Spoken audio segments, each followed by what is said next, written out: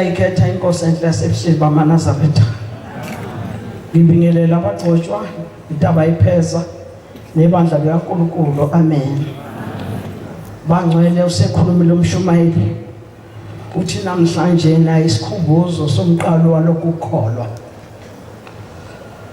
Namhlanje isikhumbuzo somqalo walokukholwa. Ngithi bangcwele angisicelele intethelelo umshumayeli. Angwasanga ukuza enkonzweni esikhumbuzweni ebusuku. Bengagula indawo.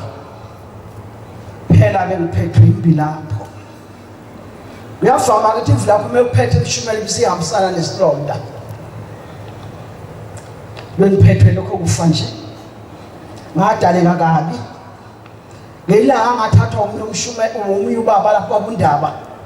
Ngula kodwa ngazi ukuthi uphethwe yini. Kodwa ngisuthi impilaphi khona. Ngithe ngafika lapha nasabiba ngelide lomabundaba. Wathi udokotela kaguli umama omlethile.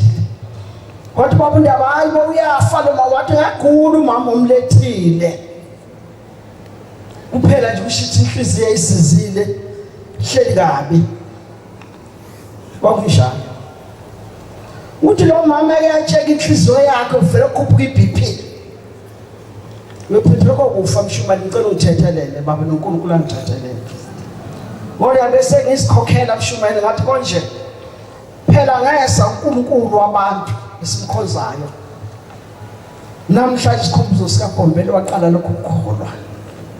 Ngicela ushembangenze ngikhumbule ngakhohlwa. Namhlanje bangcwele isikhumbuzo somqalo wendlela. Mshumayeli isikhulela kulo leli bandla kusiyami. Hliwa yikho nje ukukholwa. Ngiyakhumbula mshumayeli ukuthi isikhumbuzo somqalo wendlela besenzelwe eMkhayideni mshumayeli. Bekuthi makuzongena isikhumbuzo eMkhayideni. Abazali bethu kubabona ukuthi hayi usizo kubuye njengoba lokunjalo. Kodwa khumule ngelinye ilanga inkosi ilanga eThempeleni eMkhayideni. Ithi inkosi ilanga ngamaNazaretha. Nahlabelela amahli ihlabelele nosize. Ezani ihlabelele nosize ngoba nina wena uNkulunkulu akahambi phakathi wenihlale khona njalo. Wathi iphela ihlabelele nosize phakathi wena ngoba ibuyisa inyembezi kanti ihlezi noNkulunkulu kwamanje. Hey kwakunzima leso sikhathi. Waqala ngezwe abathi behlabelele inkosi njengoba sehlabelela noma isiphi isihlabelelo nje. Ngalona ngawahlathela inhlalelo ethi mayisidonsa umzali wakho usuthi cha kuzima. Siyasibongela ke thina ngoba uNkulunkulu sephinde wasibuyisela uBhombele abangcwele. Thina sasikambonanga uNkulunkulu sephinde wasibuyisela yena. Sibuye entabazwe manje. Sesibona nalabo babamkhulu oyihlala khona lapho ihamba khona sesiyabona namhlanje. Siyasibongela kuNkulunkulu engcwele. Akekho ke manje umuntu osasi umqali wendlela kodwa izinkulumo esikhulumayo esiziswa ngokhokho bethu nomkhulu bethu. Abambonayo uBhombele abangcwele. Ithi enye umfundisi wangapha ebuseleni kwamhlabe yalingana. Umfundisi uMazini mshumayeli. Bese nayi lapha emaqhaweni. Uyasuma ilinye ilanga kuyinkonzo yona lesikhumbuzo. Umfundisi uMazini ekhuluma. Uthi umfundisi uMazini ngelinye ilanga mshumayeli ezweni lakubo khona ngapha ebuseleni. Uthi wathi ehleli behlezi ekhaya kwaMazini. KungoLwesihlanu uzongena isabatha ngo6. Wathi makushaya isabatha ubaba uMazini wathatha amanzi ayohlambuluka ngaphandle. Wathi maye ngaphandle yayiseyiqhamuka le ndoda engaziwa. Yayisifika ikhuleka la ifika umama ehlezi nabantwana yayisifika ikhuleka.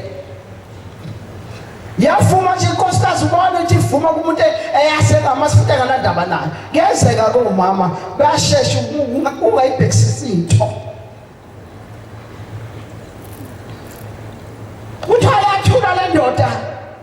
igqokela ngendlela engajabulisi, indlela egqoke ngayo ivama ukuphakamela abantu abaswenkile. Iyabuza ke lensizwa lo mnumzane lo baba uyabuza ukuthi nkosikazi uphi ubaba wala ekhaya, uthi akekho usawuhlambuluka. Wayesahlala lo baba khona lapho. Umama azana nalo ukuthi lo muntu akhuluma nobani. Uthi mfundisi uMazini kodwa wathi mayifika ubaba kuleli ekhaya bekohlambuluka ngaphandle, wathi mayibheka lo baba wayesephiwa amehlo okubona akusiyeni umuntu lo. Uthi wayesasondela uMazini waseyithoba, wayesembingelela lo baba, wafuma lo baba, wayesethi baba ngicela singene endlini ngoba sekushaya u6. Umama kaNdaba buka nje baba ongaqokulela kahle, kodwa umama lekhaya wabona kusuka umuntu lo uNkulunkulu wamthatha kahle ngesizotha nangenhlonipho wamfaka endlini. Wathi mayifika endlini wamdlalela isiqephu, wasegqoka lo baba wasephuma sememeza inkozo. Kusho ukufundisa uMazini bangcwele. Uthaya usangena umthandazo lendlini. Waqeda umthandazo wabusiswa bahlala phansi. Kwase wenziwa ukungena itiye, kwase kuphuzwa itiye. Kwangena ukumaya kwase kuyamaywa. Thoba siyafanelisa umuntu oseyahamba. Wasala balungela ukulala la ekhaya. Kusasa vele kuyiwa ebukhayideni. Ngeke isikhumbuzo somqalo wendlela. Thuba uMazini wafika ekseni walungela ukuya emkhayideni. Wathi mayingena emkhayideni ngene ethempelini bangcwele, ngikhuluma uNkulunkulu ehlangene ngawo namhlanje. Uthi uMazini wathi mayingena ethempelini wayithola vele inkonzo esikhumbuzo siphakathi. Kodwa wathi mayibeke indlebe wathola ukuthi lo muntu bekade kwakhe ntambama uye vele ophethe inkonzo. Uthi lo muntu ophethe inkonzo uthi thina besihambile sile kwaMazini siyobheka iSabatha. Uthi bagcina iSabatha. Uthi uMazini wethuka, uMazini wangasho ukuthi bayikwenzeka. Wathi thina isolo bese kwaMazini, wathi umama wakhona zangasibone, kodwa umyeni umama wakhona benenhlanhla usibonile. Kodwa besizobheka iSabatha ukuthi liyagcinwa iSabatha. Uthi uMazini wethuka kakhulu. Ngisho ukuthi ke bangcwele namhlanje ehlangene ngomqalo walokhu ukukholwa. Namhlanje thina sesidlala ngakho. Kanti umnikazi wakho wakuhluphekela, ehlenyuka, efuna mina nawe. Uthi sibe lapha namhlanje. Sayicelela ke bangcwele ngathi uNkulunkulu angasipha ukubambelela. Ngalolu suku olukhulu kangaka uNkulunkulu bese siyayicelela akhumbule nemizi sibuyo. Akhumbule nabantwana uNkulunkulu asipha bona. Ngoba siyakhuluma ingane ayifuna usizwa. Masithi cha bo sondelani kuNkulunkulu, uNkulunkulu akapheli kodwa nene gijima nayo izophela kusasa. Ingane ibona ngathi siyahlala. Isho ukuthi bangcwele nami ngiyayicelela ukuthi uNkulunkulu namakhumbule kulela khaya. Akhumbule nomndeni walapha engikhona nakithi lapha engizalwa khona. uNkulunkulu ebakhumbula nabangakafiki phambi kaNkulunkulu kodwa ushebe bakhiphe esigodini sosizi nasemajele. Inkosi ubusiseni ukuzwile. Amen.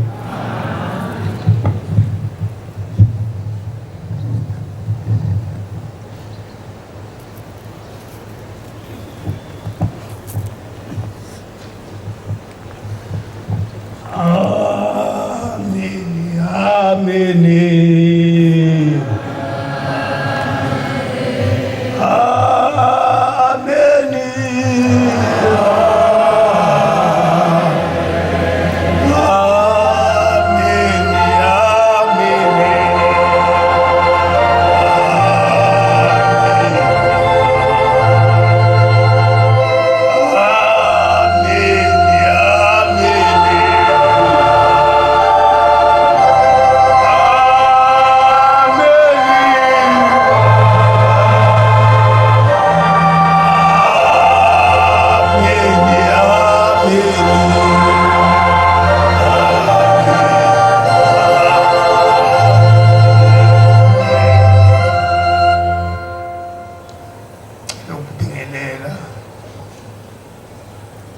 abashwayeli abasiphethe ethempelini noma ukhokheli eGalente yonke eKashembe umqali wendlela isitimela semaMpondo yonke engasenza umsila ngokubhula amazulu hayi ngithi nama ngisike elijikayo ngalonkulunkulu ubhongela isitimela semaMpondo hayi ngakho ubhombela uNkulunkulu ngenkani hayi ukuthi ushembe uNkulunkulu phela uNkulunkulu ngenkani akekho uNkulunkulu kaShembe nibuze mina ngekho nje uNkulunkulu kaShembe ubhombela mina ngifunda e-boarding school ngikhuluma ngesitimela semaMpondo Mathupha kwakhona ibridge lapha yana esasisilenqa emfuleni okuthiwa iKhairiferi bayawaza amaXhosa bathi manje incima lithathwe izikhukhula usele intambo eyodwa efanana nalapha ya esporweni esilver ya railway kusele yona yodwa phela ebambe ngale nangapha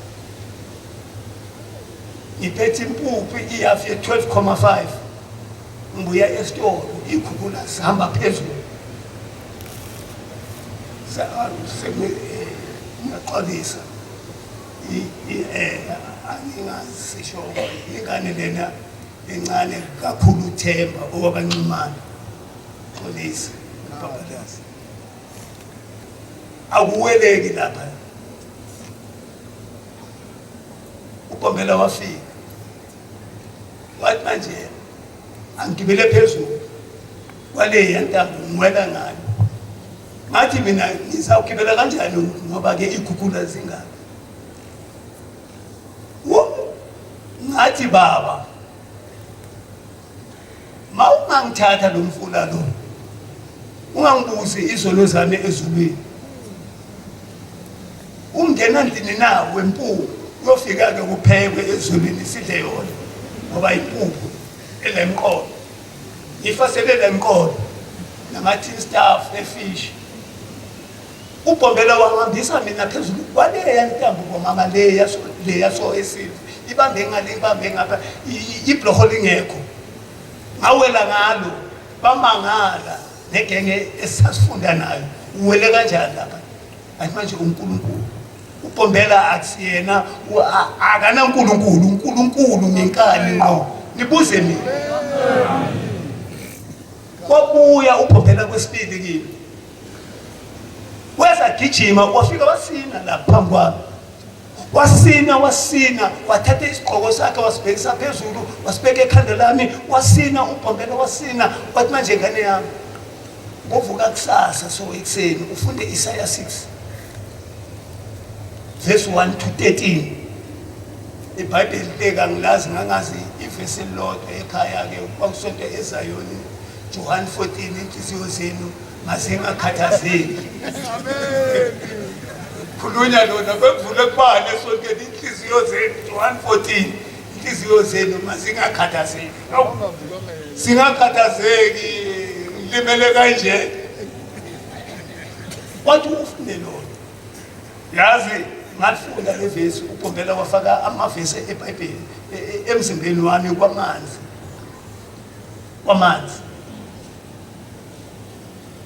kwamanzi lapho ke engidlula khona ayikho mina inkunzi ebhodlayo phambi kwami ukuthi manje ubhombela akuseni uNkulunkulu ngiyabatshela ngithi manje ubhombela uNkulunkulu ngenkani mawufuna ukuthatha amashansi sondela ngalelo come to me angeke undlule futhi ukhohle nabelungu ngiyandlula kubo namabhunu ngalishaya elinye lathi yerre umpi yevela iBhayibheli ngathi ya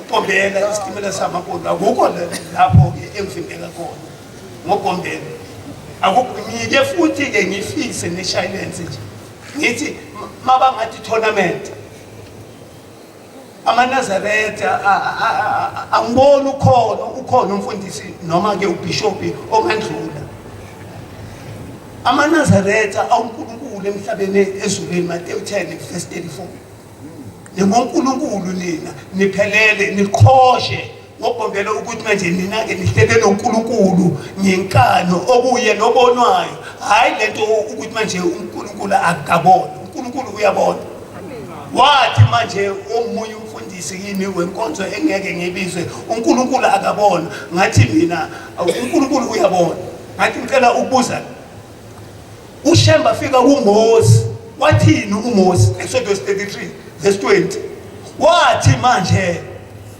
uMose ngicela ukubona wathi ubhombela mawungangibona ungafa ngoba abesesiqine esasezulwini nenkosi uNyasi uyasho uthi manje mangabe esiqine esasezulwini akekho ongiphisayo ngikhomba ngomuntu ugijime njengephepha ngathi ngicela ke ungiphendule la ngizokunikeza 100 rand cash uMose uthi ngicela ukubona ubhombela uthi ngizokwehla ngibe umuntu phakathi kwabantu wehla ubhombela wathi Mose mangidlula kuwe ngizawuveza umuva wami uma ke angabona wakuvezelana umuva wakhe angeke akabona umuntu ongabona akavezi nesandla sakhe ngathi vula umfundisi wami Exodus 33 verse 11 ubhombela ukhuluma noMose ubuso nobuso njengami nawe umbhalo 14 verse 14 bayokutshela abahlele lapho ukuthi bakhuluma nobhombela uNkulunkulu emhlabeni ezulwini ngenkani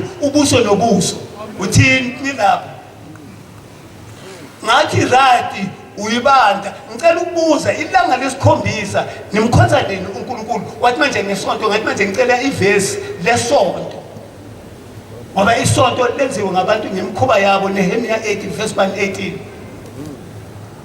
ngathi manje ngicela ivesi elithi isonto ilanga lesikhombisa ngoba elami elithi isabatha ilanga lesikhombisa Exodus 33 Exodus 35 verse 1 elakho ke lithi isonto ilanga lesikhombisa yini Levi 23 verse 15 niboqala ukubala isabatha lindulile isonto ilanga lokuqala evikini Matthew 28 verse 1 nalaba bebaye kugudi bebathi wavuka ngelanga lokuqala kulisonto mase sikubala baba baqala phambili umsombuluko ilanga lokuqala ilanga lesikhombisa isabatha ivesi lakhona Exodus 35 verse 1 elifakazela lona iqala kuthethwa ngobufakazi ubhombela wangitshela bomama ningabophatheka kabi ke uma ke abashumayeli kuthiwa akuruthwa akucotshiswa icream ubhombela incwadi wanginikeza mina wathi omunye umama makabona mina wangiculela ngoJesu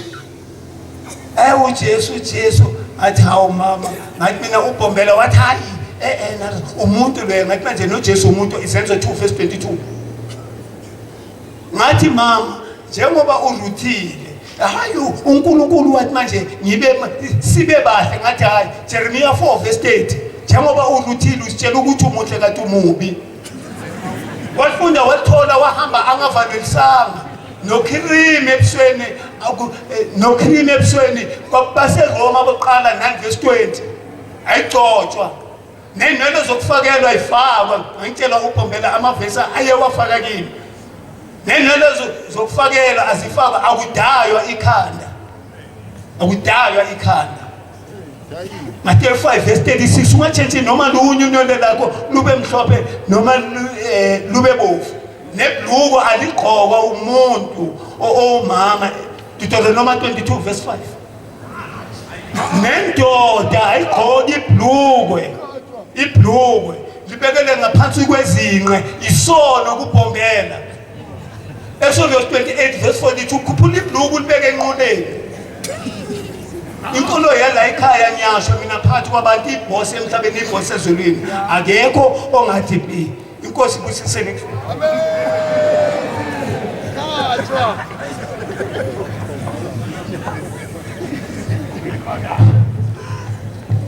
53 sihlabeleni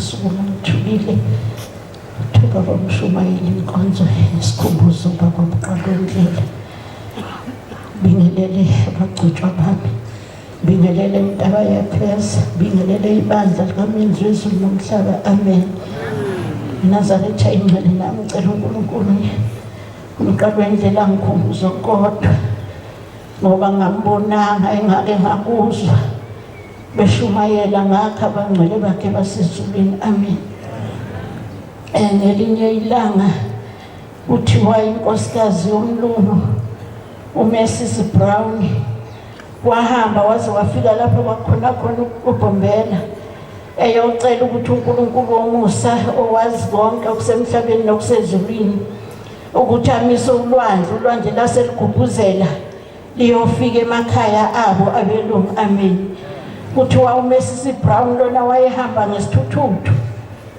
wafike wakhuleka wamcela ubaba wathi ucela yomisa ulwandle inkosi yomusa kuthiwa yona yayihamba ngenyawo kodwa yafika kuqala kulelozwe lelo kwakufanele yomisa khona ulwandle kuthiwa yafika inkosi ubaba uMqalondlela wathi walikhomba ulwandle wathi thina nithi nobaba zange sikubeke lana kuthiwa nangampela ulwandle lagubhuzela amaNazaretha labuyela lapho kufanele libe khona amen liwa ngelinye ilanga uNkulunkulu uMqalondlela ubaba wethu umqali waleli bandla amaNazaretha ukube wayengekho uBombela ngaba sinjena kube wayengekho uBombela amaNazaretha ngaba sikho lana mhlambe ngabe sizulazula ngaphandle nendaba zethu asizazi kodwa ngomusa wakhe wasiqoqa wathi asize sizomdumisa wathi asize sizoyicabela indlela ebuya kuye ezulwini amen thiwa ngelinye ilanga wayehamba kwelinye izwe kuthiwa wafika inkosini yasemanzimeleni thiwa wakhuleka kuye wacela isiziba ngoba wayehamba nebandla lakhe ecela ukubhabhadisa thiwa kule nkosi yasemanzimeleni yamkhomba ubaba indawo eyazi ukuthi isiziba lesi sineyinyoka ezisabekayo na yonke inhlobo yesilwane esingakubamba sigwini thiwa uNkulunkulu womusa umdlathi kaMayekisa wafika kuleso ziba amaNazaretha wabubula wabheka phansi wabheka phezulu wafaka ubhoko lwakhe wakhuluma nezilwane kuba nokwayengakhuluma nezilwane amaNazaretha wakhuluma nezilwane ezazikhona kuleso ziba wathi nina nonke phumani kulesi ziba ngoba sevula ukubhabhadisa abantu bakhe amen kuthiwa zaphuma zonke izilwane zaphumela ngaphandle kuthiwa inkosi yomusa yabona ukuthi sikhona isilwane sesele isilwane esiyingozi ingwenya thiwa yathi phuma nawe usaleleni lapho thiwa yabonakala ingwenya nayo iphumela ngaphandle kuthiwa uNkulunkulu wawuqala umsebenzi wakhe wababhabhadisa abantu kwaba kuhle kuthiwa emva kwalokho zabuyela izilwane esizibeni kuthiwa lengwenya uNkulunkulu uMqalondlela wabe seyethi igama wathi wena ungumshumayeli kuthiwa lengwenya yakhula amaNazaretha yaze yamila utshani emhlana Nkosi ibusise nikuzwile amaNazaretha inkonzo yofakazi amen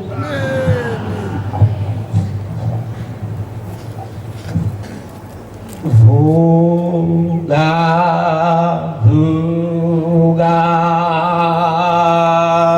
wena Nkosi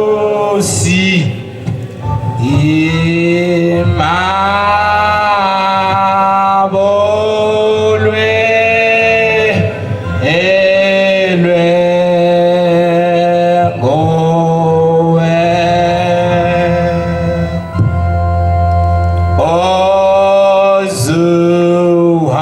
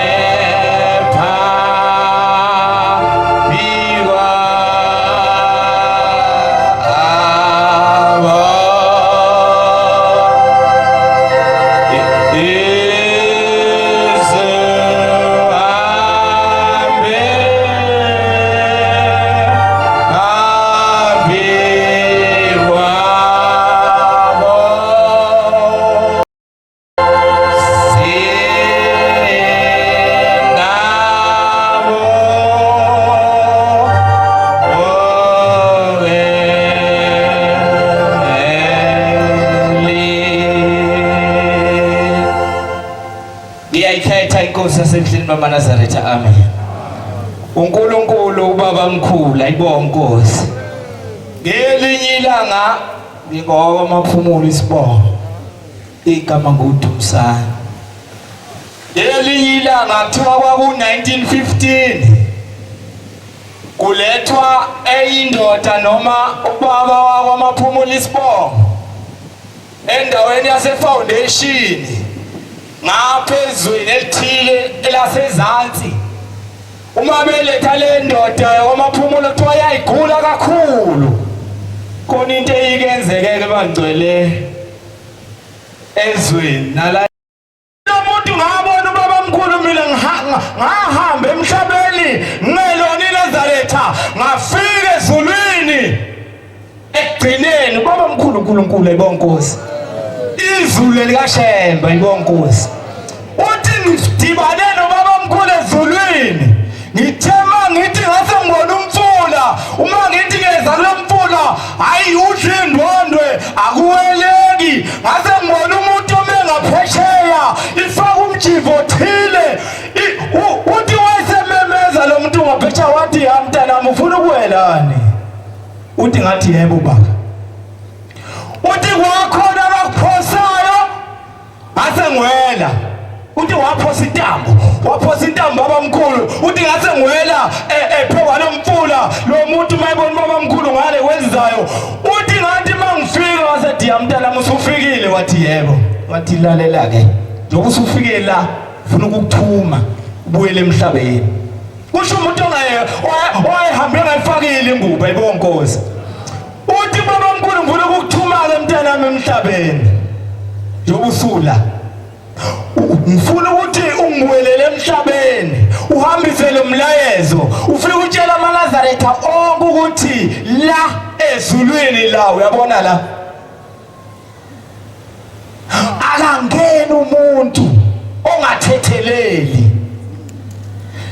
Uma amaNazaretha watshelile lokhu uyobuya uhlale la, kodwa mangawatshelanga awuseyobuya la.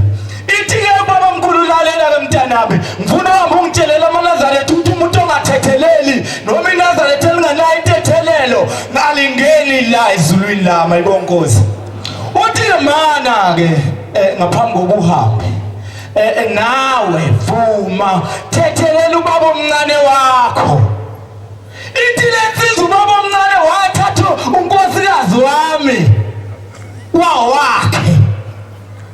Ithi ubaba omncane wami wayekade thatha unkosikazi wami wawakhe. Ithi ngihamba nje emhlabeni ngibuhlungu futhi angimxolele vele. Uthi baba mkhulu-ke ngikubuyisela khona emhlabeni, kodwa ngaphambi kokuba ngikubuyisele emuva xolela ubaba omncane wakho ukuthi wathatha umkakho. Vuma ukuthi umamncane wakho loya ayibonge inkosi waphatha ukuthi mthethelele ngaphambi kokuba ibuyiswe. Maningi amazi Nkosi wakosiza. Ngikhetha inkosi yasebuhleni esihlabelelo 148. Sisandinda wasimisa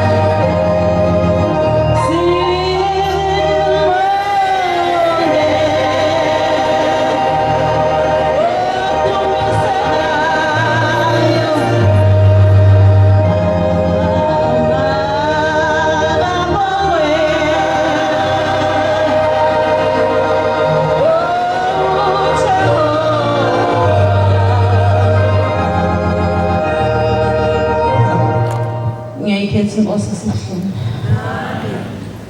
Ngisuma nokubonga ukugcina uNkulunkulu ukuthi uze kufike lesi sikhathi nami ngiphila uNkulunkulu aphinde ayiphi ithuba lokuthi ngibe khona esikhumbuzweni sakhe for days kumele samabonke noma ngingazange ngiye esikhumbuzweni cha nginokusona kodwa ngicela uNkulunkulu angithethelele ngalokho ngoba nami ngingaguli kodwa ngibanjwe nje idemoni thizeni.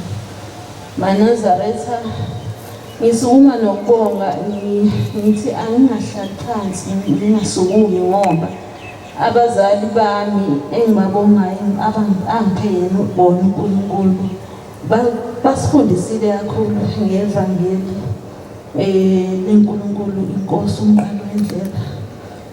Ubaba wami uNtshangase noma Ntshangase kaNdlovu, ubaba wami ubenesineke kakhulu, besifundisa yonke into ngokukholwa, esifundisa ngevangeli.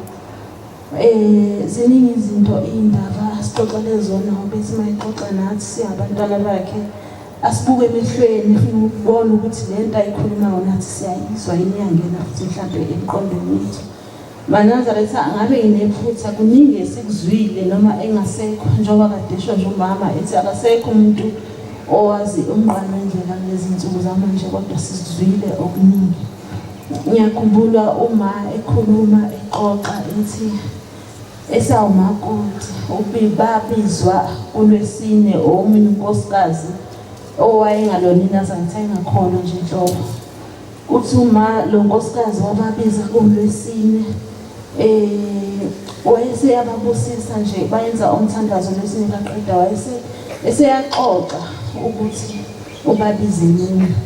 Uthi lo nkosikazi uthi uma lo nkosikazi wayengenabani akunkosikazi nje oyengasenabani engasenamyeni esesele ekhulisa ingane yedwa. Uthi uma lo nkosikazi wayethunga amaphinifa awathunga amaphinifa bese yagibela isitimela eze la eGoli azowadayisa lawo maphinifa afikele esihlotsheni sakhe thizeni ukuthi emalokishini akhona la eGoli. Bese fika eyahlala ayaphuma njalo ekuseni lo mama ayidayisa amaphinifa aza aphele lamaphinifa bese yabuyela ezansi eThekwini einganeni zakhe. Uthi uma lo nkosikazi uthi wahamba ekwenza lokho wagcina izinto engasahambi kahle esebuya nawo umthwalo wakhe amaphinifa ungathengwanga lutho. Uthi uma lo nkosikazi uthi ngithe ngihleli eGoli la engijwayele ukufikela khona isihlotsheni sami ngoba ngangihamba ngibalisa ngibuya la ngisuke ngiyodayisela khona amaphinifa ngibalisa ngenhliziyo ngibuya nomthwalo walamaphinifa emaningi ungathengwanga lutho. Uthi uma lo nkosikazi uthi ngathi ngihleli kulowo muzi esihlalweni emini ngase ngendlela usizi enganginalo ngayo ngase sengifica ubuthongo usho lo mama. Uthi ngafica ubuthongo ngihlezi kuleso situlo leso ungekho umuntu abantu bakulomuzi ukuthi babesebenza nezingane zakhona zifunda kusho ukuthi emini nje wayesuke ehlezi yedwa. Uthi uma lo mama uthi ngahlala esihlalweni ngilambile ngixakekile ngicabanga izingane zami uthi kwase ngifica ubuthongo. Uthi lo nkosikazi mayifica ubuthongo bese eyaphupha uthi abone umuntu bese lo muntu evula isilingi yendlu yala ahlezi khona emkhombise phezulu uthi lo muntu akhombe phezulu athi vula la ungene la. Uthi lo muntu mayikhombisa lento bese phezulu la khona ibhakede. Leli bhakede livaliwe linehlabathi emnyama phakathi. Uthi lo muntu athi mina ithathe lento le kodwa ungayithathi yonke. Ithathe lento uhambe naye uye endaweni ethile amlayele ukuthi ayephi kuleyo ndawo la eGoli. Uthi lo nkosikazi bese ngiyaphaphama. Mangiphaphama ngithi hawu yini le ngiphuphayo nangempela thiwa lo nkosikazi wayeseyabuka phezulu wabona kufana nalendlela abone ngayo ngoba ecimezile nje efica ubuthongo.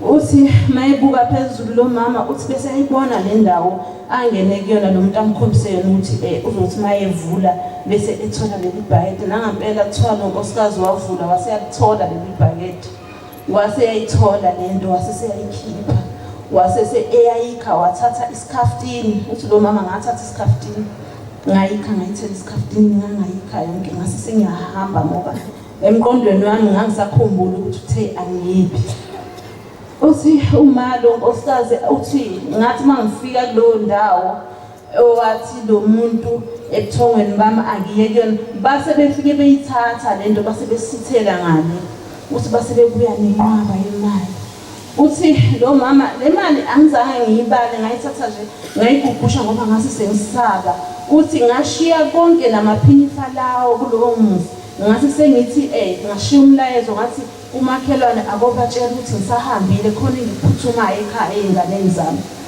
kuthiwa nangampela waseyahamba nonkosikazi wagibela imoto waseyofika eThekwini ngalelo langa wagibela itaxi ngoba imali wayeyibona ikhona wayejwayele ukugibela isitimela kodwa waseseyaphuthuma nale mali wayeseyiphethe wasefika ekhaya wahlala nezingane zakhe wavala umnyango kuthiwa waseseyibeka etafuleni wayibala nezingane zakhe le mali ngaleza insuku kwakuyimali eningi kakhulu 8,000 rand uthi lo nkosikazi ngase ngiyahlala ngicabanga ngathi lo muntu engimubone laphana ubegqoke into ebhala ukuthi Shembe wayesethi lo mama ake ngibize omama babaShembe ngoLwesine ngoba ngeke ngibabone ngoLwesine behlangene kuthiwa wayesebabiza uma wayekhona wayesomakoti ngalezo nsuku uMaNtuli nathi saseyingane uthi uma saya masifika lapha ya ubese seyayibeka le ndaba lonkosikazi bese sisiyambuza sithi umuntu unjani lo muntu lo sasikhipha amafoto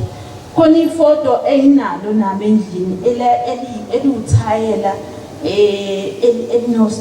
elinefoto elabombela egqoka isigqoko esimnyama lelo foto lidala kakhulu ngangiseyinga kodwa namanje ngisalokhu ngilibambile nginalo endlini uthi uma base sebekhomba leli foto wayesekhomba leli foto lo mama wathi nangu umuntu engimbonile ekhomba ubombe isitimela samabhondo base sebeyabona uma kwacaca ukuthi kushuthi ubone inkosi umqalo wendlela ekulowamuzi wayesethi ngicela ningibongele kuyena base bemlayela bathi hayi angeke sisibongele kufanele usukume wena uhambe uye ebuhleni uyosibongela maNazaretha ilezo ndaba abazali abathema besikhulisa ngevangeli basixoxela zona ngiyakhumbula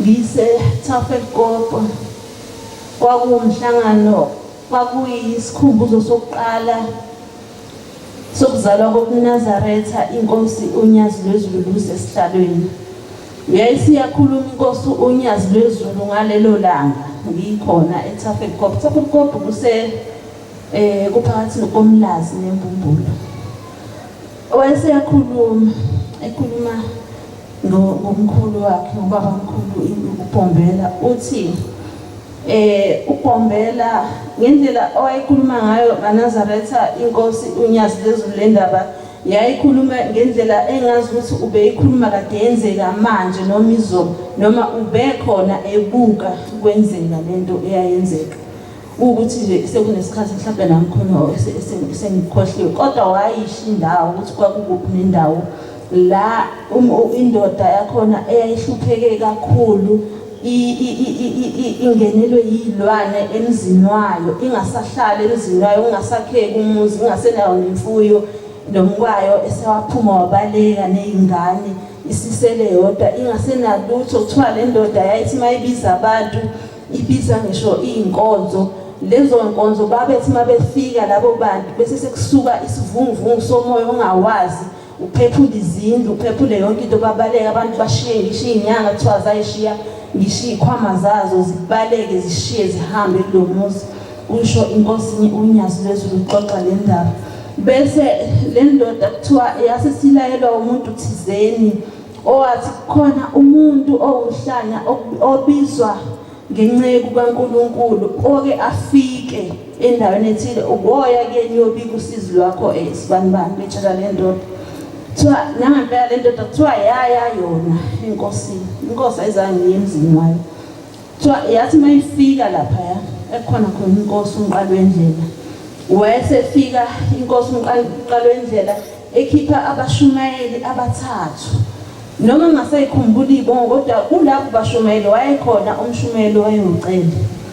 Wayesebakhipha labashumayeli abathathu kuthiwa wayeseba ebayala ukuthi abawufike benze njani. Kuthiwa basebela lapha kodwa wayeseyababiza umqalo wendlela wathi ababuye.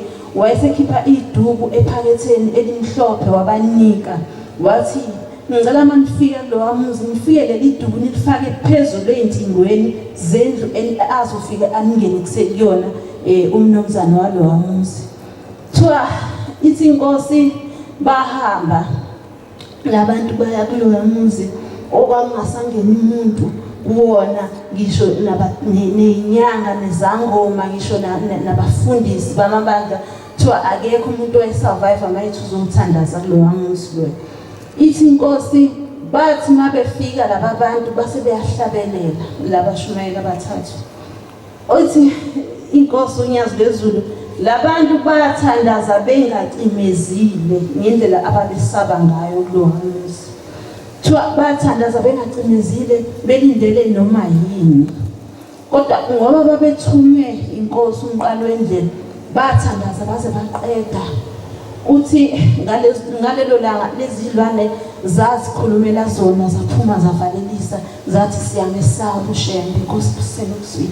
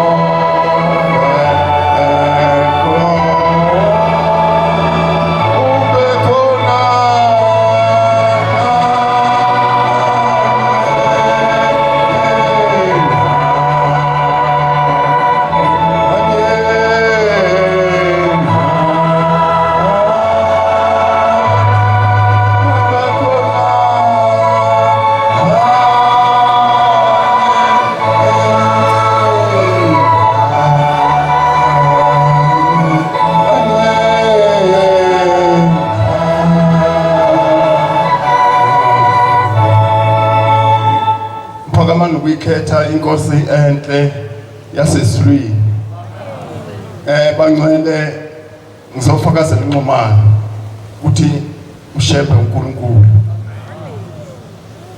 bangcwele ngiphakamana ukubingelela umshumayeli wethu esimthandayo nomkhokheli wethu esimthandayo. Siyabonga ukuba nabagcotshwa abahle kangaka. Ngathi mangifika ekhaya ngisho ukuthi siphethe ubani eGoli ukhona umshumayeli umdala wathi hawu ngiyamazi lo muntu bengiphila naye ngaphansi kwenkosi la. Bangcwele ngoba silapha nje siphambi kwezulu uShembe lo sikhuluma ngaye ngoba kulabo bafowethu abanye abafika abasivakashele sikhuluma ngumsunguli waleli bandla. Umsunguli waleli bandla kwakungomunye umuntu wayengafani nabantu bonke. Ngizokhuluma okukodwa ngoba isikhathi sihambile. Esikhathini saphambilini inkosi uNyayizo wezulu adeluswe eCape Town.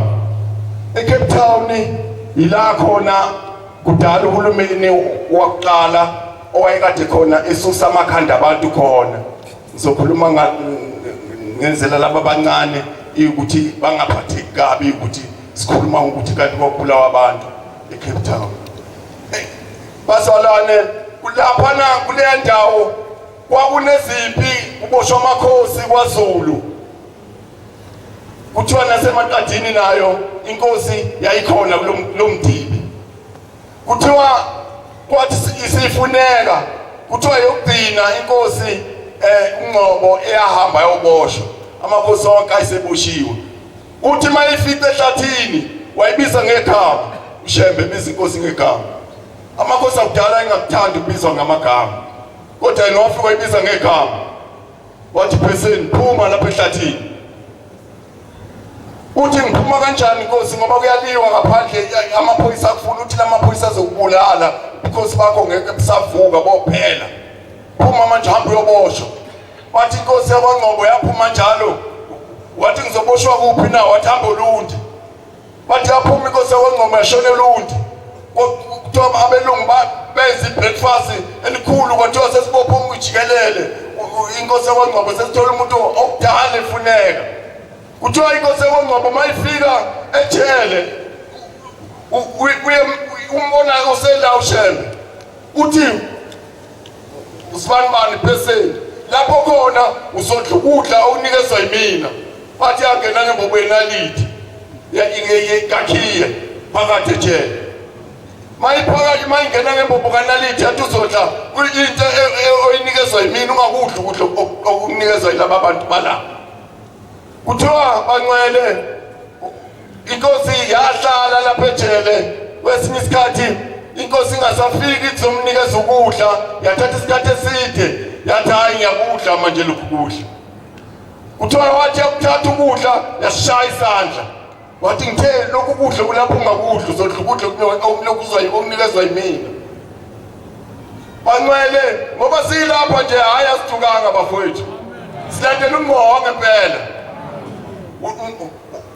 kuthiwa inkosi umqalo wendlela egcina ukuya emshadweni ingabe singathini thina manje unyaka lezulu hamba emshado wethu kuthi umqalo wendlela bewuhamba umshado kuthiwa uhamba umshado agcina ukuhamba umshado kwaManqele kuthiwa kwaManqele wathi mayifika khona kwaManqele ikhala imbomu ziza umakoti wakhona wayeseshonile zofakazela namncumana kuthi uShembe lo simlandela uNkulunkulu Thixo kuthiwa eseshonile sekuyambiwa ngoba kudala wayengeka amafriji lapho okusheshe kufakwe khona abantu umuntu mayese eselokhuzile wayihlala lelo suku ngakusasa uyahamba kuyambiwa kulomuzi umakoti uselele kuthiwa efika umntwana wendlela namakhosazana ahamba nawo nala ekhaya ake kwanyakaza kuthiwa amakhosazana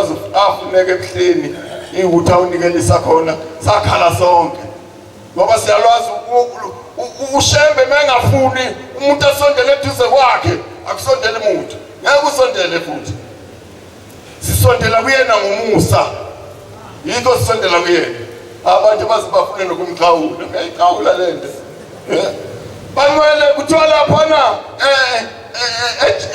lapha ikhona ulokhuzana inkosi yakwaNgcobo ayimeni inkosazana lesilele kuthiwa mazisi imbomu sikhala kuthiwa lo mfundisi lona ushaya imbomu sekushoniwe emakhaya kumsinda ubangwa uma sekushoniwe kuyathuleka kuthiwa mkhuzeni kuthiwa bahamba ngeke usondele futhi kuyena batshela laba abangesemva kwakhe mtsheleni phela umfundisi sekushoniwe la bathi sakhala imbomu zeza la ekhaya kwaManqele kuthiwa mayifika khona inkosazana uyabuza ukuthi umshado usuphumile na athi ayimtsheleni phela umfundisi wenu ukuthi umuntu lona ngoba ngibiwa nje ngaphandle yithuna lakhe kuthiwa athi mayifika athi kwenze njani athi hayi baba lo muntu othi uzoshada akasekho emhlabeni seshonile wathi hayi akashonanga usabukuyogana yathi mama uphuma wakhe akahamba ukuinduku enkulu ngaphandle amshaye ungayiki induku enkulu inganakisile phansi ancele kunzima phambi kwaNkulunkulu kunzima phambi kwaShembe kunzima kuthiwa wayikha induku mama wathi mefika lapho khona washaya yavuka inkosazana uthi pinqiseni luyaphuma udwendwe khona manje baphuma udwendwe kumntwana wendlela inkosi ibusise nokuzila amen siyabonga ukufakaza akade befakaza nabangafakazanga sicela uNkulunkulu asibhale esikhumbuzo sakhe. Amen. Imithetho yakhe ayibeka nayo ufuna siyikhumbule sikhulume ngayo. Ngicela ukubheka ngemva kwami emkhokheli. Angithi uBhombela usempuzi. Niyezwa baba? uBhombela usempuzi. Ngesikhathi sihlulwa u14 uzuthatha unika omama. uBhombela wayesempuzi. Batho baba wahamba insuku eziwu7 walala olwandle usebenzi olwandle. Bamfuna befundisi baze bamthola khona bemficelele.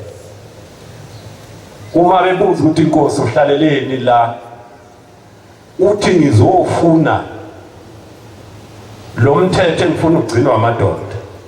Lo mfana lo akazange abatshela abantwana bakaIsrayeli. Ngangimnikile lo mthetho ngithi akawunikeza abantwana bakaIsrayeli.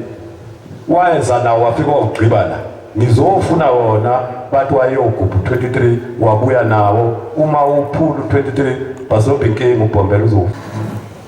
Ngeza Nkosi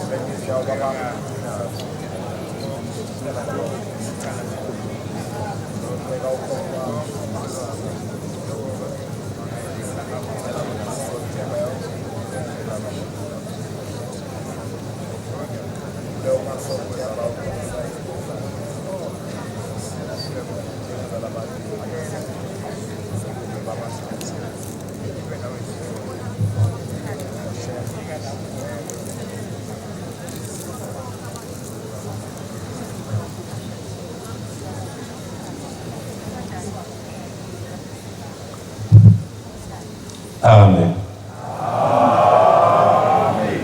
Asibheke Nkosi uNkulunkulu omkhulu Jehova ingcwele sekuhleni. Siyabonga Nkosi ukusimema siqhamuka Nkosi emakhaya namakhaya. Wathi asize Nkosi endaweni yakhe ingcwele shembe yokukhonza. Siyakukhonza ke Nkosi, asivali inkonzo Nkosi sawuphumula. Sibuye Nkosi siqhubeke nayo. Siyabonga Phombela Nkosi ukusimeme. Sizokhuluma Nkosi ngemisebenzi yakho usenza Nkosi sibe nje. Bonke Nkosi labantu abalashembe ngicela Nkosi babone kuwe. Bazwe wena kuphela Nkosi.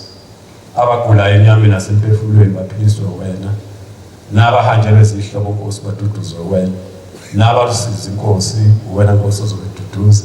Sibusise Nkosi kule nkonzo lesikuyona yakho. Wena uNkulunkulu wazi ukubusisa ngalapha Nkosi igama lengcwele kuze kube phakade. Amen.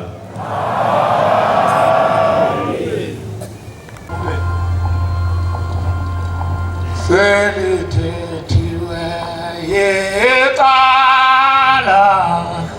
emhlabeni wonke phumulani ngithokoze nabantu bakhe phumulani ngithokoze nabantu bakhe. Ngekhetha inkosi nasephalamende ngiyazisa ukhawula ikhafule ekuthuthukela phinde ehabula ikhafule bathi umuntu engazisa umuhle nethemba nemindabeni ngesinto abazi lo khulumayo tasutha kwanyoka emsini esikhothe sasemahlala mahlatshana emhlatsheni wakhe manazaletha amahle sizokhuluma ngobhombela isitimela samaphondo mthatha kamayelisa zolokhu ngizogcizelela kwinhlasuthi ezizakhuluma zangakithi njengohadi benomunye umaphumulo ngapha ngemuva ngobhombela into ayenza endaweni yakithi manazaletha amahle angazi mabethi uNkulunkulu kaShembe basikube khuluma bethi washo uNkulunkulu angazi wanani khona entabazo ethi nithi ngubani uthi nithi ngubani khona sathi ke uNkulunkulu ubhombela uNkulunkulu umuntu wathi uNkulunkulu usho uNyazi lwezulu ubani wayekhona entabazo esho njalo uthi ngubani shiya insiya ikhona lapho ibatshela ukuthi ngithi ngubani. Ngiyalapha ke manazaletha ayingcwele lento akayenzile endaweni yakithi mina emahlaba namazabeko kuyinto eyiwanje ngoba ngingi siyahambelana senze yonke into sikhuluma ngoShembe into lapha nginyathela khona enqamulo yale phezulu nje okade esho uHadebe isikhumbuzo ngolesini ethi kochitheka igazi ubona ukuthi ngathi kochitheka igazi la ngikhuluma ke ngibabaza umsebenzi omkhulu kaBhombela akawenza ukunyathela kwakhe lapha ukuthi kwaba into enkulu kunesikhathi lapho ukhona ngakithi uyazi waqabana umhlathi nje ucabana umgcokisa nabakokhuma bebathi amadadiyela Sesikhathazekile njalo makuzolinywa. Njalo makuzolinywa. Basusimbi. Shaya kufuka namadoko ebheke phezulu. Njalo. Ngiyaphike ngiyalapha yana. Umhlambululo shoko. Angizukwanda kakhulu. Ngizothi nje kapho bese ngiyayivala. Uma kunjalo sebelwe kakhulu isikhathi eside. Njalo unyaka nonyaka bayalo, isikhathi unyaka nonyaka bayalo. Ngiyabonga amadoda semahlanga. Khuluma ngamadoda. Ahamba amadoda ayohlangana ediphini Mazabela. Nami uyazi uhateka. Afika lapho ababiza nelokhuza yakhona nobhekeni wakhona bonke ababiza bahlangana lapha elokhuzeni. Bantu bafowethu sesikhathele lento lenzayo. Angazi noma ngifuna ngene thina manje. Sesicela liphele manje. Ingane zabantu zehluphele. Omama bagqoka inzila. Unyaka nonyaka ngicabanga kanjani? Ayikhuluma amadoda le ndaba. Emva kwalokho umhlambululo ushoko. Khuluma ngombombela isitimela samampondo. Wahamba wayephakamile. Wawucela ukuba impi iphele lapha eMazabeko. Ngempela ke impi yaphela. Sathi sibona wafika umshumayeli uphumula. Shuthi wayesebenza eThekwini. Wafika wakhanda ithempeli lapha. Wakhanda ithempeli. Hey. Ngiyambonga umshumayeli uhambe esemvangeli. Wayengqoma ethi yemfana umkhatho baba ngangikhatho umfowenu. Bathoza lamshana. Umshana igama likababa ngoVusumuzi. Bathiwa ngoVusumuzi. Uthi ngangikhatha umfowenu. Usho esho umvangeli uduza la mntana. Uthi lapha yana angazi lapha yana. Khona la ugombela anyathela khona lapha yana. Lapha ngakozungu. Unonyawo lakho likhona lapha. Ngakithi ngisafuna ukuyibona. Wafika ke umshumayeli wakhanda amathempeli lapha. Siyabonga ngoBombela kasenzeka into enhle nje kwasingakasi lapha nje manje. Fanele simbonge uBombela. Ithi into yasezulwini ke ngelilanga ethuthukeni. Unyazi lwezulu khabula ikhafula. Yontshela ngelinye ilanga ukuthi ngize ngisho kanje na ngisho ngani. Ngangikhona ngibuka into eyenzeke ethuthukeni. Uthi lutho unyazi lwezulu lapha phezulu lapha esitezi.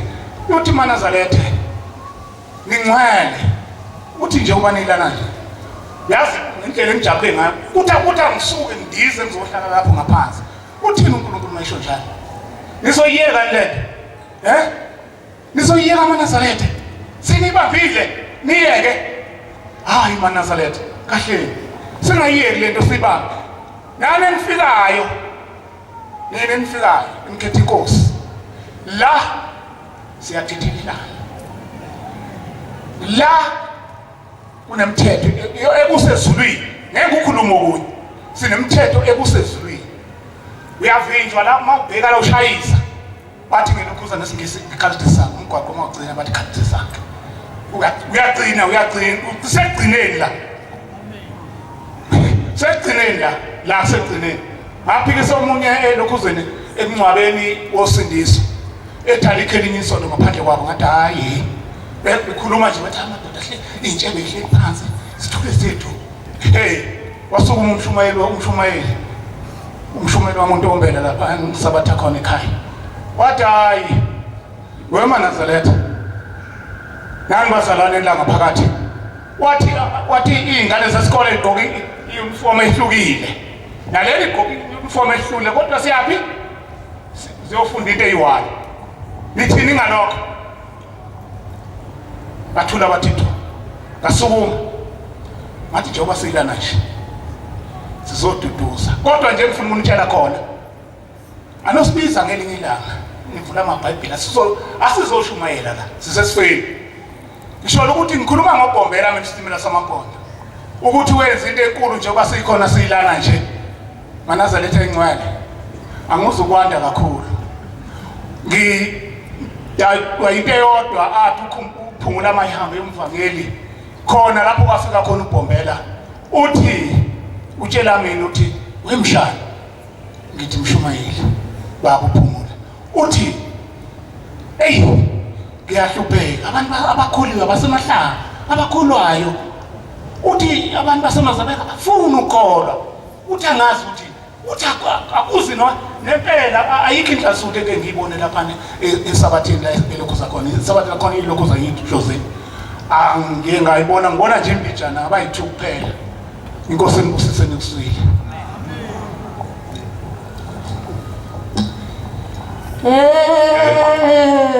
solo nama fona mafu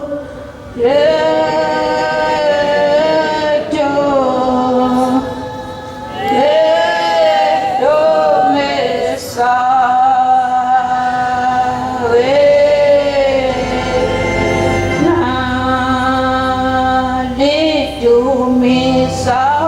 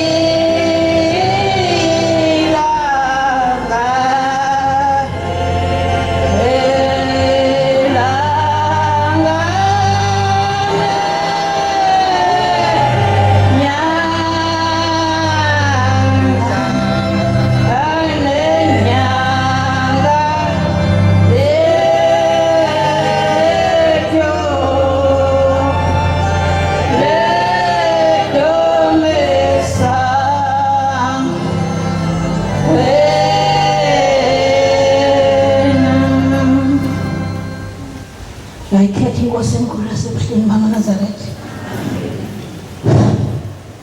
Bangcwele sendabeni enkulu kaBhombela umqalo leli bandla. Namhlanje mina ngithi usuku lokubonga uNkulunkulu wethu uBhombela esenzela into enhle kangaka yasemhlabeni. Bangcwele kuthiwa uBhombela esevalelisa entabazo evalelisa emakhosikazi wakhe amane kuthiwa ekhala lamakhosikazi kwasuka inkosikazi eyona yokugcina eyayingoduso kaBhombela uMamncube wathatha ihembe limhlophe walinikeza umyeni wakhe wathi ngicela uhambe nalo leli hembe leli mawuhamba uhlangabeza abantu bakaNkulunkulu ngoba mina ungishiye ngingena abantwana uyawubazala ngalo leli hembe. Kuthiwa wathi esehamba uBhombela wakhashwa umngani wakhe umfundisi uMahana wathi malefika estation sesitimela lo mfundisi wayithwele umhele wawukhipha lo mhele wawubeka phezulu wawuphalisa uBhombela wathi mngani wami lesi sigqoko uyawuhamba usithwale ilanga maselishisa ungashiswa ilanga. Kuthi uBombela wahamba Manazaretha nizaweqa nama ngiyazi kahle le ndaba ikaNkulunkulu. Kuthiwa wahamba waze wafika eMaritzburg apho wayothandazela khona abantu enhlanhleni iThempeli. Uma ifika lapho uBombela wafika kusemthandazo, umthandazo wokuvuka kuthiwa ngeso sikhathi wawungena ngo-7. Kwathi makuphela umthandazo sokuyi7:30 waqalisa uBombela ethandazela abantu. Kuthiwa uBombela wayenetafile lalincane laphambi kwakhe lahlala phambi kwakhe abeke lesigqoko asinikezwa umfundisi uMohana kanye neBhayibheli. Kuthiwa eNazaretha kwakhona ubaba owayigula, indoda yayigula ifubulwe ngeragi. Abaningi bayazi iragi yakubuya kudala eyayinensepho emacaleni. Kuthiwa wathi uBombela esathandazela njalo kwasuka isiphepho isingitshana sathatha lesigqoko kabili kathathu sahlala phezu kwale ndoda. Kwaqhuma kwayimsipha nenyama yaphila le ndoda. Wathi uBombela Manazaretha lesi sigqoko kuthiwa wasithatha wasithintitha waphinde wasithwala. Wathi lesi sigqoko lesi yisigqoko sokusindisa. Wonke umuntu oyawuthi angakhona ukusondela embengeni uma ebona lesi sigqoko uyawuba ukuphila kwakhe. Lesi sigqoko isigqoko sosindiso. Yiyo lento eManazaretha sithi noba semhlanganweni uma kugcwele uthandazela ukuthi uNkulunkulu manibone isigqoko. Kuthiwa eManazaretha leli yembe leli alinikwa ingoduso yakhe uMancube lathathwa leli yembe yilo leli eligqokwa inhlansuthi. Inkosi busiseni ukuzile. Amen.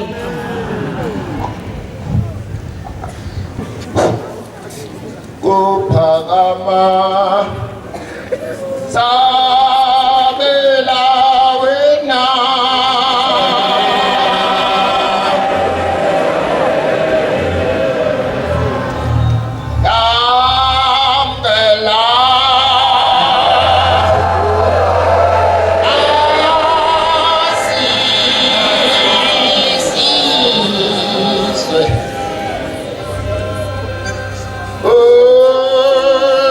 Fela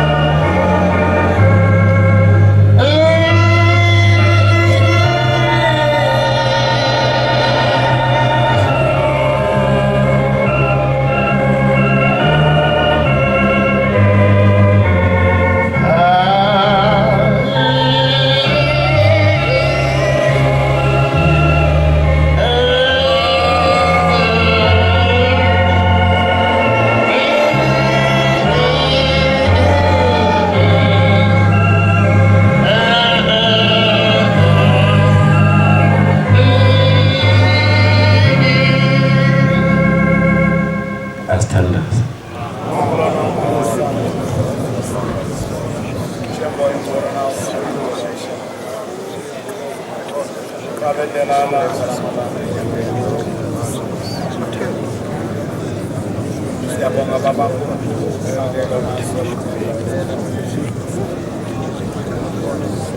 Kumela uyiwele baba sela maso.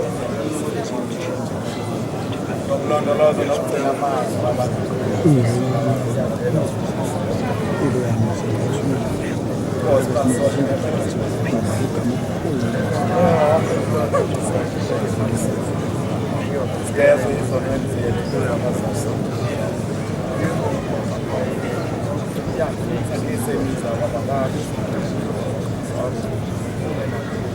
Amen. Asibheke Nkosi.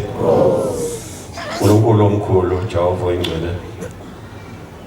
Sifika Nkosi emaphethelweni inkonzo yakhe yaleli sabatha lesikhumbuzo. Sibonga umusa wakho shembo vele eswini okwahlisele kithi. Sibonga ukuba kuleli Nkosi sizobethamela Nkosi imisebenzi yakho. Sisemhlabeni. Siyacela uNkulunkulu konke Nkosi abala endlini. Ubalobe shembe kuleyo ncwadi yakho Nkosi yaziwa kuwe. Sikhumbulele nokhokho bethu Nkosi singabazi nasana sibabone. Abaqala izibongo Nkosi sibizwa ngazo Nkosi asibazi sicela Nkosi sikhumbulele nami. Basondele kithi Nkosi asikwazi shembe ukuzokukhonza sizingane. Singahambi Nkosi noba bamkhulu bethu sicela Nkosi usigezele bona ubadilize Nkosi. Izinto ebabezenze emhlabeni ezingcolile ezingangena emzini wasekuhleni. Bese besondela kithi Nkosi masiza kuwe Nkosi sibe nesibindi sokuthi sihamba nokhokho bethu. Sibusiseke shembe kule nkonzo yakhe ingcwele ngamunye. Uyalwazi Nkosi usizo lumphethe okhona phakathi kwendlu. Uyamazi Nkosi ogulayo usumbonile. Uyamazi Nkosi nongaduduzekile. Wena Nkosi omduduzi Nkosi wethu shembe nyazilezulu. Sibusiseke Nkosi kule nkonzo. Fika Nkosi la isingafika khona ngalakho Nkosi igama lengcwele kuze phakathi. Amen.